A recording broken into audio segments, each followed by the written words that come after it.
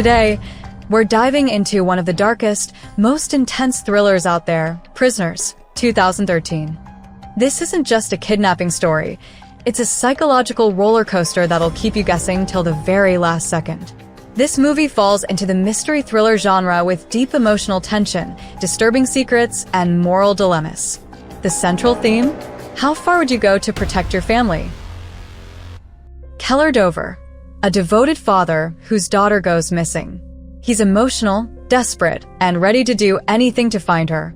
Detective Loki, a calm, sharp, and relentless detective who's obsessed with solving the case. Grace Dover, Keller's wife, heartbroken and depressed after the disappearance. Franklin and Nancy Birch, family friends whose daughter also goes missing. Alex Jones, a mentally challenged man suspected of kidnapping. Holly Jones, Alex's aunt, who has a quiet but important role, more on that later. It all begins peacefully, a quiet Thanksgiving in Pennsylvania. Keller Dover and his family are at the Birch family's home. The kids are playing, the adults are chatting, and everything feels normal. But that changes fast. The two little girls, Anna Dover and Joy Birch, go outside to find a whistle. Hours pass, and they don't come back. That's when the nightmare begins. Police get involved immediately, and Detective Loki is assigned to the case. He's calm but intense, a man with a track record of solving every case he's ever taken. Soon, they find an old RV parked in the neighborhood, the same one the girls were seen playing near. Inside it, a nervous, awkward young man named Alex Jones. Here's where the first twist comes in. The RV is clean. No sign of the girls. And Alex? He has the IQ of a 10-year-old. The police have no evidence, so they let him go. But Keller isn't buying it. He's sure Alex knows something. His daughter is out there. And time is ticking. Small Orange Diamond Keller takes things into his own hands. And now things start to get crazy. Keller follows Alex, kidnaps him, and locks him up in an abandoned apartment building. Yes, the father becomes the captor. With no one else to trust, he brings in Franklin Birch. But Franklin is hesitant. His wife, Nancy, is horrified when she finds out. Keller doesn't care. He starts torturing Alex, demanding answers, losing control more and more each day. And yet, Alex keeps saying the same thing, nothing. But what happens next will shock you. Alex whispers something to Keller. "They didn't cry until I left them." That line is enough to drive Keller even deeper into his belief. He's convinced Alex is hiding the truth. But still, no evidence, no location, no girls. Meanwhile, Detective Loki is on his own trail. He finds a priest who once killed a man and hid his body in the basement, saying the man admitted to kidnapping and killing kids. Could this be connected? He also starts looking into a strange man seen lurking near the neighborhood. This man later breaks into homes, not to hurt anyone, but to steal children's clothes. Creepy, right? This man, later caught, draws labyrinths and mazes everywhere.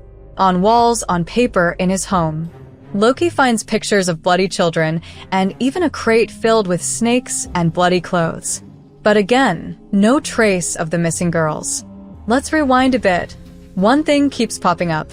Mazes. The suspect, the priest's confession, and even Alex, they all link back to this strange symbol. Something deeper is going on, something more disturbing. Keller, broken and obsessed, pushes Alex to the edge. He's bruised, bleeding, and barely alive. Franklin and Nancy want out, but Keller can't stop.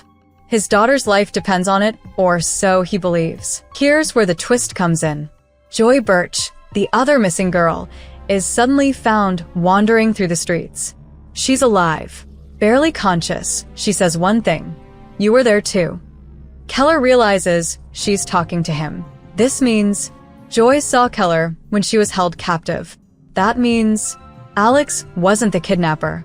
Keller rushes back to Holly Jones, Alex's aunt, the only place left. He realizes something is off. Her behavior, her words, everything feels wrong. Then BAM. She pulls a gun on him. She confesses. She and her late husband were behind it all. They kidnapped children to make parents suffer as revenge for losing their own son. So all this time, While Keller tortured Alex, while Loki chased dead ends, the real monster was right in front of them. She drugs Keller and throws him into a pit under her backyard, where she had kept the girls. Yes, the pit under the ground. But now, only Anna is missing. And Keller? He's trapped. Detective Loki doesn't give up. He pieces the clues together. May's drawings, missing kids, strange connections. He goes back to Holly's house, notices a photo frame missing, a false story, and then finds Anna. In a tense, emotional shootout, he kills Holly and saves the girl. But wait, what about Keller? The police search the property. No sign of him. They leave. But then, Loki hears something. A faint sound, a whistle. Keller, trapped underground, is blowing the whistle Anna had when she disappeared. Fade to black. We don't see if Loki finds him. But the message is clear. The cost of justice, the pain of a father, the gray line between right and wrong.